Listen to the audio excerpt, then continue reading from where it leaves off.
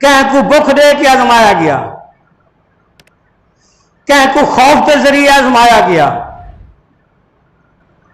کہیں کو جانی نقصان کے ذریعے آزمایا گیا، جسمانی تکلیفوں کے ذریعے آزمایا گیا، کہیں کو اولاد کی وجہ تو پریشانی دیتی گئی تے آزمایا گیا۔ سیدنا امام علی مقام رضی اللہ تعالیٰ عنہ کے اندر سارے لوازمات کٹھے کر دیتے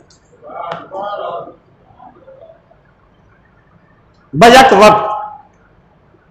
یہ نہیں کہ کہہ لے بخت ترے، کہہ لے کوئی جسمانی تکلیف، کہہ لے اولاد، نہ، ساری چیزاں کٹھیاں کر دیتی گئی بیک وقت۔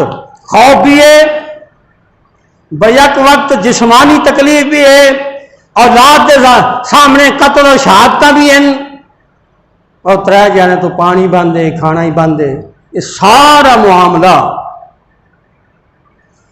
جبکہ امام علی مقام دی پیدائش دے وقت ہی میرے آقا علیہ السلام نے فرما دیتا کہ جبریل آئے تو میں کو دس ہے اس نے شہید ہو بجنا ہے۔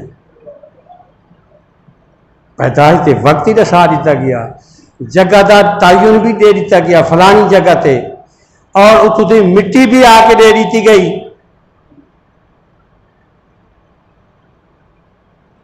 سیدنا حضرت علی شیر خدا جلے جنگ صفین تو واپس آئے تو اسے کربلا تو گزرن تو پوچھا نے کیڑی جگہ ہے، انہوں نے آگے کربلا ہے، تو آپ رک گئے۔ انہوں نے فرمایا اس جگہ کا نام میرے آقا علیہ السلام نے فرمایا کہ اہل بیت دا اتنے شہادت ہوں گی۔ پھر انہوں نے نشان دیتے اتنے وہ خیمے لے سن، اس جگہ تے انہوں نے جانور بدھی سن، اس جگہ تے معاملہ ہو سی، اس جگہ تے لڑائی ہو سی سارے۔